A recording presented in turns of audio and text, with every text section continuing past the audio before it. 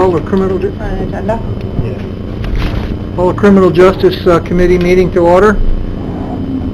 Probation is the first on the agenda. Can I have a motion to approve the minutes of the prior committee meeting? By Dan Gerard, seconded by Matt. All in favor? Aye. All right. Good morning. The floor is yours. All right. Pursuant to our agenda, I have a couple resolution requests which are pretty simple because basically what they are is renewal contracts from previous years. And there's three of them. The first one is to extend a memorandum of understanding with our Department of Social Services. We get $60,000 in preventative services from DSS to help fund the probation officer position for an officer who works in the Glens Falls City School District. That's for $60,000. It's in the budget for revenue.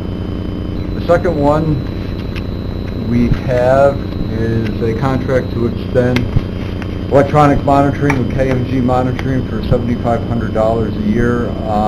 We use this for our adults, for individuals with release under supervision program we run on the county court. Sometimes the judge, or the county judge, feels more secure if he has these individuals on electronic monitoring. So the cost of electronic monitoring a day is like $15, a lot cheaper than the cost of jail.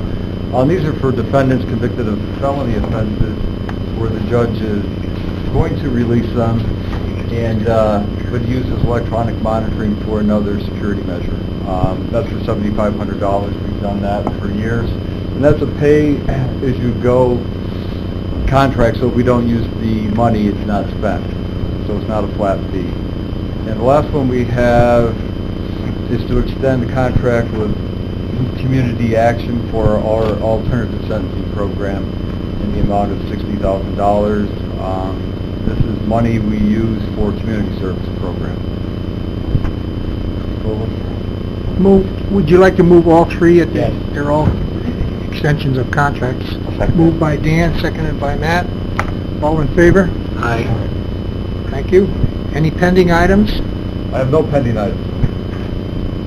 Anything, Raise the age. Raise the age? Raise the age is on there. raise the age? Yes, I put that down for a discussion item. As we talked before, and as many people know, come October 1st of 2018, they're going to raise the age of criminality in the state of New York, and they're going to phase it in. The first year will go up to 16, and then 19 will go up to 17. One of the big issues that's come across statewide, and particularly NISAC, has been on the forefront of it, is the issue of detention with these individuals who may need to be incarcerated, for lack of a better word. They won't be able to be put in a local jail, and they will need to be put in what's called an adolescent secure detention facility for older youth. Each county is supposed to have one or have access to one. We currently use Capital District Secure for the few people we put in secure detention. Capital District Secure has a capacity, I believe, of about 18 beds. It's currently owned by 4 counties: Saratoga, Schenectady, Albany, and Rensselaer. The projections for this population are, when it goes into effect, Albany will not have any more room for our people or anybody else outside of their consortium. They are looking on doing an expansion, but those things take time. So there's about 5 secure detention facilities in the state of New York. Albany is our closest. They're in Rochester, Buffalo, Westchester County, Long Island, New York City, Syracuse area. They're going to be filled up to capacity, and basically on any given day, not that we will have a lot of cases, but on any given day we may need access detention. So in conversations with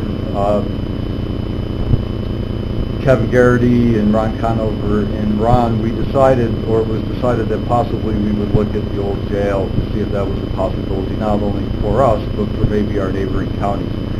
And on December 7th, I've reached out to the Office of Children and Family Services, which regulates detention in the state of New York. And they're going to come up and with this group and a couple other people, we're going to walk through and see what the status is. Is it possible? What do we need to do? You know, kind of as a first step in terms of what does it look like, and then that will give us an idea should we want to go further. So we can talk about raise the age as the upcoming year comes, but the impending issue for everybody is detention. What do you do on any given day when you need to put somebody someplace that you don't have access? The state of New York says local detention is a local issue. However, they passed this law. There's not enough beds. Basically, they said it's your problem. You need to start planning for it. Typical state practice. So nevertheless, I think here we can look to see if this is something we want to do. It may not be feasible. We may not even want to do it, but it's a first step. It doesn't cost us anything. And so we can keep the committee apprised as we go through what that looks like and how we want to plan, or if that's even an issue. Going forward to raise the age, like I said, it goes into effect in October, and my thinking on it, and I'd be happy to take the lead on it, would be maybe starting in January, would be to contact our local departments, social services, sheriffs, county attorneys, our local police departments, district attorney's office, and maybe start meeting on a monthly basis to talk about what we know and where we want to go forward to it, because things will change in the way kids are arrested, how the court is set up to deal with this. Most of the cases are going to come through our departments for diversion. We need to look at having some programs for these kids. So I think if we start meeting on a monthly basis with the county departments that will be affected, and as we go, we can reach out to other nonprofit agencies that we think we may, like the Homeless Youth Center, that maybe part of this we can be prepared when October 1 comes. So I'll be happy to take the lead. There's really not much to say because the state's still working on the regulation. There's a lot of questions that still have not been answered. They've talked about additional costs, such as if we need to add probation staff. You know, those things will be 100% reimbursable, but I think those are things we need to look at. Clearly, the state, at least in my world of probation, they promise things and they don't really come to fruition, or they're for a short period of time. So we don't have a lot of information to share because the state hasn't offered any. There's a lot of questions. NYSAC has been pushing the governor's chambers on this for answers. But as we go forward, October 1, the big issue will be where do we access detention. So I think if we start thinking about that and wrap our brains around it, then like I said, the county was interested in looking at this at the old jail to see if this is a possibility, so we're going to start that process. Yeah, thank you. The other information that we both we've garnered is that it's about $600 a day to go to the Albany facility. When we started this process, we called corrections and said, what is this thing going to look like? Is it going to be a dormitory or is it going to be a prison? And they didn't have an answer for us, and that's when he said, let's come up and talk with us. We have the old jail, but it's close enough to the new jail where we don't need a kitchen facility in the old jail. We've got it over at the other place. So how many a month? I think our people, we said 4 or 5 a month might be a big number for on any given day the projection would be 0 to 5. I mean, that's so it's not that many. If we looked at Washington, Warren, Essex counties, we might have 3 counties that might be able to get to that 15 or 20 youthful offenders, and it might be something that'll work. But right. And the other thing OCFS can do for us is we can talk about the counties that may want to use this facility, and they can project numbers for us. Right. Again, they can tell us what I've never run a detention facility, what the costs are to man it, to operate it, and those kinds of things that we need to look at so we have a clear picture going forward. Well, that's a pretty good update as to where we've been so far, and anyone that's invited on the committee, December 7th at 1 o'clock, 1 o'clock. we're going to have a tour of our facility, and the folks from state corrections will be up, so he's got a feel from what they think. And we've alerted Frank Morehouse, so he'll kind of give us the guided tour. Okay. Any discussion from the public? Yes? Yeah, I think the cost of looking into that will show that it's not feasible. The old jail, you got asbestos, you got lead paint that the inmates used to repaint themselves over and over again. The cost would be absolutely astronomical. So that's not going to be a fair option, in my opinion. You'll find that solution with that. We do own the 2 buildings across the street that I proposed before to be part of including a couple of apartments over there and so forth. I think they are occupied now. I think David Klug, Matt just told me, is occupying the old detention home. From my understanding, this is going to be relatively very few individuals, 2, 3, 4, 5 maybe max. We've got a detention home over across the street. Will it have to be updated for ADA laws, wheelchair accessible, all that? Yes, I've gone over there with Frank Morehouse. It costs about 80 grand to update it. But the fact of the matter is, I think that probably, this is way out of left field right now, but that may be our best option. Now, as you said, Bob, you don't even know, the state doesn't even know what type of parameters they want for, do they want a fence, do they want this or that? But I think that should be looked at in a serious manner. The detention home across the street, it has housed, obviously, other people in the past. It makes some sense in my mind to at least look at that in a serious aspect, because I think from a cost standpoint, that may be the best option. Also, with sharing with Essex and Washington County, I've been having some conversation with Dana Haff from Washington County, and I'll be talking with them later today. There's some challenges with going inter-county, and there's some good things too. So all that's going to have to be weighed out. I'm looking forward to talking to them this afternoon. I think Supervisor McDevitt is going with me too. And I'll get back to you, Bob, on what he says too. Our sheriff, assistant sheriff, Mr. Levery, has some great ideas too. He's very in tune. So I think I'm glad you're going to be the point person on this. I want to know who to talk to about this and so forth, and I appreciate that because I got a lot of respect for you. And so, if you look at that, I think you're not, you know that's going to be thrown out. The cost is just going to be astronomical. But across the street, if you look at that as a potential, the old detention home, as a potential spot for us, I think that's a good option. Right, and we can talk to them when they come up and make those suggestions, because they can at least let us know what a secure facility looks like. It's kind of like a little jail that doesn't have fences, barbed wires, those kind of things, so you can't get out.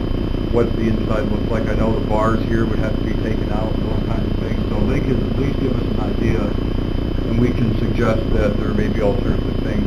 Once we talk to them, we'll have a handle of what something should look like, and then, does it make sense to actually do it. The other interesting part in this legislation and the way the finance is structured is, say for instance, if Albany Secure had a bed available, we could contract with them to keep one, and it would be 100% reimbursable even if we didn't use it. The problem is there are no beds right at this time, and I know Albany indicated that they are looking at expanding their facility. So those are different options, but unfortunately the implementation date is October 1. Originally, when the law was proposed years ago, it was implemented in 2019, but a lot of things happened and they moved it up, and a lot of people are just not going to be ready because it's not possible to be ready. So we can look at those options. There is one other factor too that everybody should be aware of, is that the youthful offenders are the responsibility of our county attorney. Can you enlighten us a little bit, Mary, on that? Sure. Currently, we do youth up to 16 years of age in family court. We don't do a lot of secure detention. The state does that for us. But it's my understanding that the DA still might keep 16 to 18 after the law goes into effect. I think we're still negotiating that point.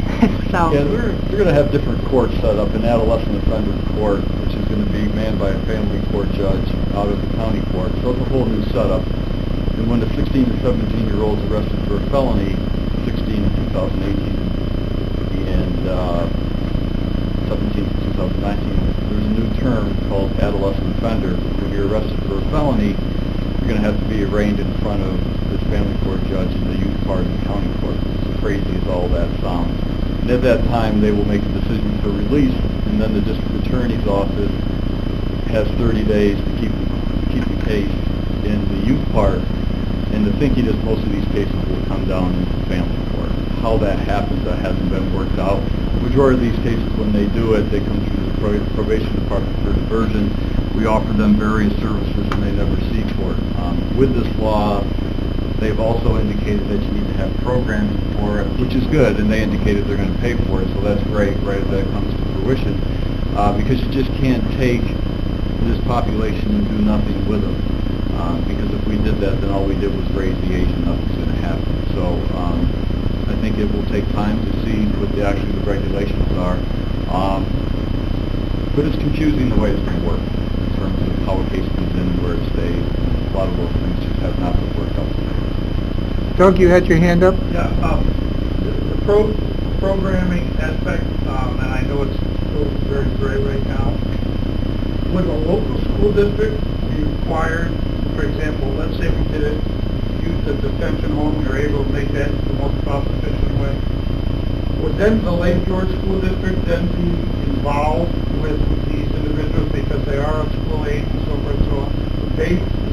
Would they now be part of the equation, Tom? That's a good question, and that's one of the questions we can ask OCFS. Part of having a detention facility, you have to have an educational and vocational program set up. Who's responsible for the cost hasn't been determined yet. Or, you're right, in the old days, not the old days, when we had a non-secure detention facility, except within the Lake Shore School District, they were responsible for providing education. Will that be the same, or will it be where the individual went to school? Because for argument's sake, say we took in Fifth Methodist County into a detention facility, if we ran one, would the school district here be responsible, or would that be? Those are questions that we need to ask. Those are big questions, because as our school board, and I can tell you that the cost can go from as low as $20,000 up to $130,000 a year, depending on the needs of the child and so forth. And so, those are huge, in my opinion, that is a huge question. No question. Because I'm just thinking ahead. We do that, Lake George comes to us and says, whoa, wait a minute here, you got 4 people that we're going to have to spend $80,000 a year on the educational aspect. That's 320,000. Whoa, we don't want, I just don't. We got to think this through clearly, and obviously the state still hasn't given you guidance. But I'm glad you brought it up too. That you understand that how that could be a huge factor in this whole equation. There's a lot of costs associated. We need to find out. Yes. Thank you. Rachel? Bob, I just wanted to say, I know that really the only way, as you've learned, is that it has to be a regional approach. But I would just caution from jumping on to that, we're going to revamp the whole jail, have all these beds, because the diversion courts you're talking about, they're successful. They work with drug court, they work with, in other places, veterans courts, and all different types of diversion courts. So I think you're going to go from thinking you have this huge number by the time it's through the diversion courts to a small number, and maybe a smaller facility like that detention home or a smaller property that isn't a jail setting. Obviously the goal is to rehabilitate, but not to jump at a big price tag to redo everything when, like you said, once this actually pans out, there's got to be a way to determine what the actual real numbers of that caseload are going to look like. But I think any way you look at it, your staff will end up being increased, but it's all reimbursable by the state, right? Or it's supposed to be? Yes. Yeah, Okay. I think that we have projections of 16 to 17-year-olds in terms of what the numbers look like. Will those actually be the numbers once it's implemented?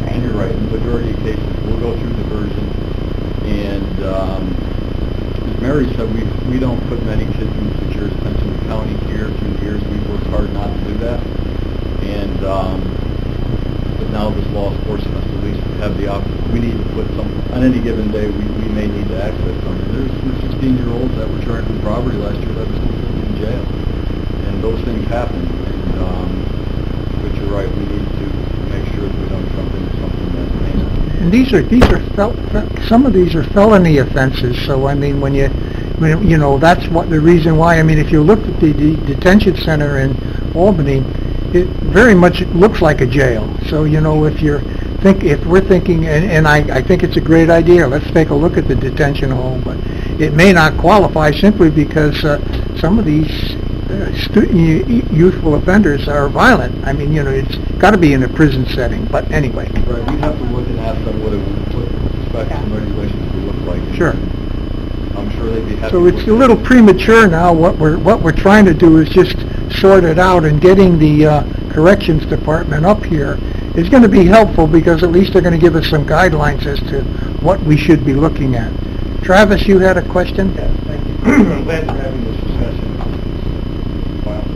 And, but I wouldn't be so quick as to, I would continue in your path of trying to evaluate the old jail as well, and not say it's going to be too expensive or whatever, because we have a large expense no matter what we do on that, get rid of that. So if we can look at it as the whole thing that, okay, we're getting this taken care of, even though it might actually cost less for us to convert that than to abolish it. And there might be the potential to get funding. And the other part, which I didn't mention, it is that, of course, there's no upfront money from the state to do this. They indicated they would assume 100% of the debt for the bond. Again, there's no money upfront, but those are the things that they indicated that as part of this legislation.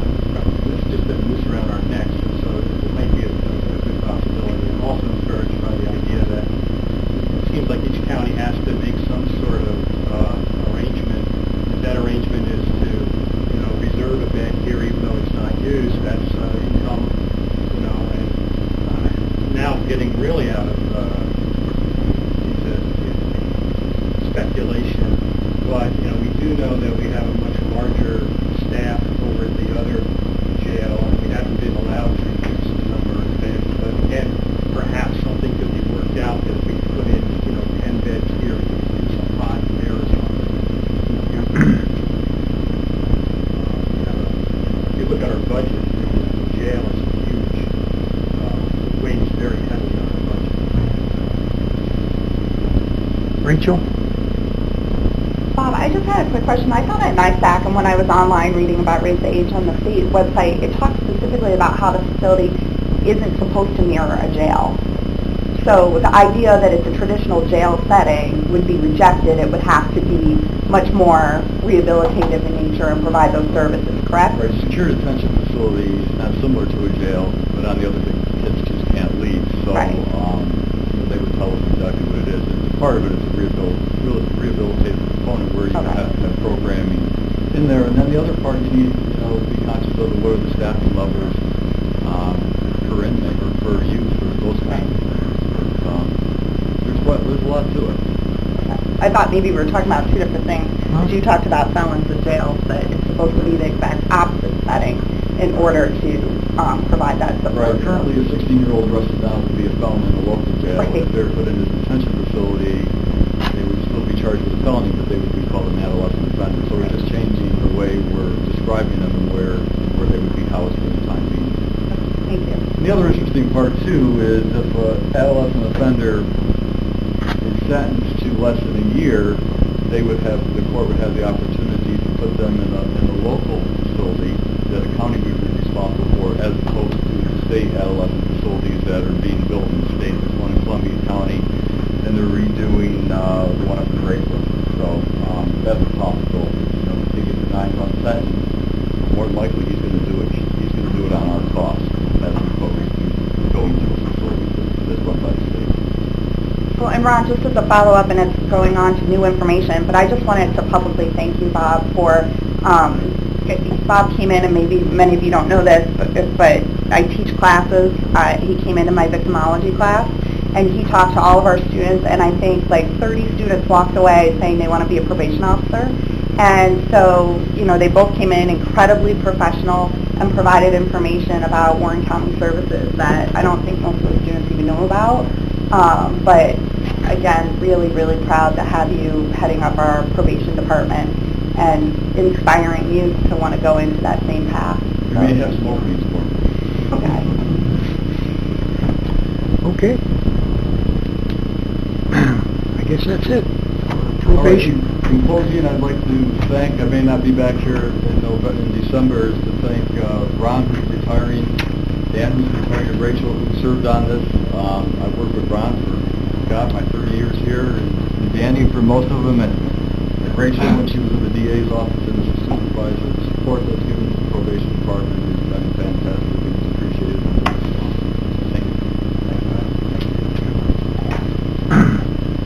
Okay, public defender. I have two issues. One is a request for a grant extension. We call it Distribution 5. The grant went into effect supposedly January 1st, 2015 to December 31st of this year. We've just gotten a signed contract, so I am requesting an extension. We have not spent any money on the contract because we didn't have a signed contract. So that's my application. Moved by Matt, seconded by Dan. All in favor? Thank you. The second issue is to transfer funds of $750. This is in the 800 codes, and we can't move that without permission. It was an insurance issue. Moved by Dan, seconded by Matt. All in favor? All right. That was my last issue. I'd just like to give you one piece of information that has come up since I did the agenda. As I requested previously, you gave me permission to file for a new grant from Office of Indigent Legal Services. I received the tentative acceptance of it. I don't have a contract yet, but they granted the whole $300,000. So I just wanted to thank you for letting me do that. In addition, I just want to thank everyone who served on the committee and all your support and help. And I'm very sorry about the people who are leaving. It's been a pleasure working with all of you, and I thank you for everything you've done for my office and for the county. Thanks, Marty. And last on the Public Safety Committee is the Sheriff's Committee.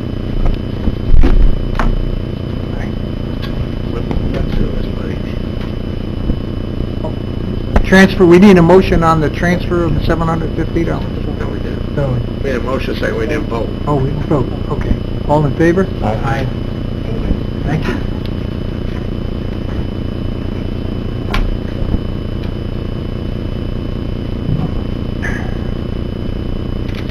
Morning. Agenda is really short. On the action agenda, item A is request for resolution for a new contract with LexisNexis to provide mandated law library system for inmates at the Warren County Correctional Facility. We've had the system in the facility since 2004 when we opened the new facility. They consist of 4 kiosks that the inmates have access to.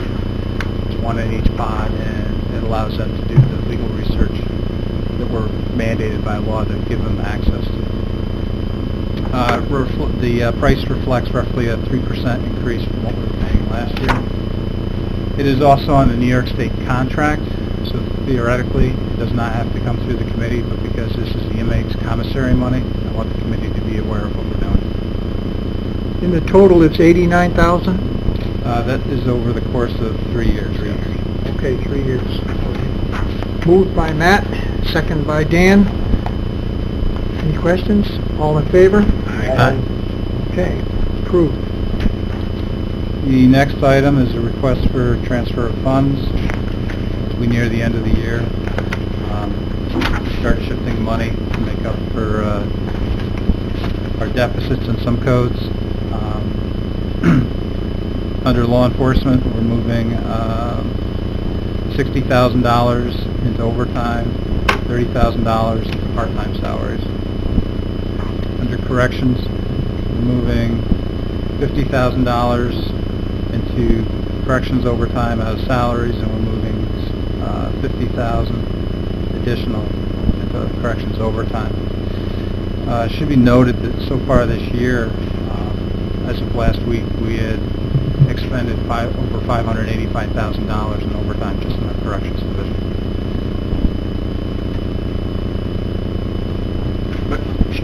Hey, Sean, some of that's attributed to not filling positions, correct? Correct. I mean, so that's why you're able to take from regular salaries and put into overtime. Correct. And the same thing with law enforcement. As senior members retire, we replace them with people at a lower pay rate, lower scale, if you will. And we are working on bringing in more federal prisoners. We are. Okay. I'll move it. Moved by Dan, second, or Matt, seconded by Dan. He moved it. He moved it, you seconded it, all right. All in favor? Aye. Opposed? Motion passed. Under topics for discussion, we currently have one vacancy for correction officer, which we're working to fill. We have two vacancies for correction sergeant. The reason that has not been filled is they did give an exam. We're waiting for the civil service list to come back so we can make those appointments. Since our last committee meeting, they've hired 3 corrections officers. And I have one other item I just want to bring to the committee's attention. It wasn't ready for today. Is that we did an RFP through purchasing department to seek out a consultant for ongoing radio upgrade project that we're doing. I think we received somewhere in the neighborhood of 7 or 8 proposals. Then, I don't know if you have met Mark Neal, but he is our maintenance systems consultant. He is our in-house radio expert, if you will. He works with Brian LaFleur and is well respected within his community. I had him review with me the proposals that were provided, and we're going to bring it to personnel on Thursday of this week to do a resolution to retain one of the consultants. The fees that we're going to pay once we enter into a contract are totally covered under a grant that we've already been awarded through New York State. The total cost for the consultant is going to be just under $75,000. That could be reduced by about $15,000 if we eliminate one portion, which we're still on the fence about. We need to have further discussions whether we're going to do that or not. Okay. And that'll be going to finance first. It wasn't ready for today, so I had already spoke with Amanda Allen. I'd like to bring that Thursday. Okay. Any other discussion? Okay. Thank you. Call for adjournment. Matt, seconded by Dan. All in favor?